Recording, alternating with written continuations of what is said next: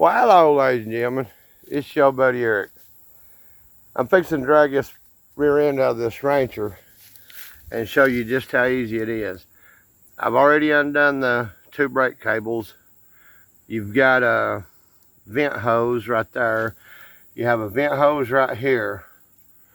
You got your shock. Make sure you got your jack under there before you pull your shock bolt out. On your swing arm, you got a bolt right up in the front and a bolt right there. And that is it, boys and girls. You got 3 bolts holding this whole thing in. If I can get Sweet Tiffany over here to hold this for me, I'll show you how this works. All right.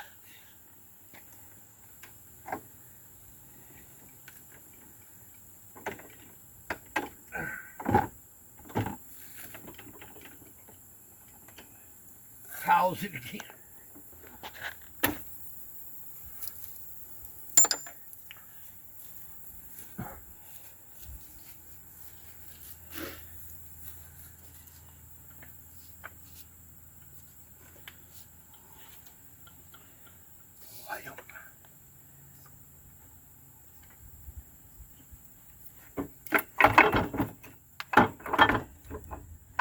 Hit pause, baby.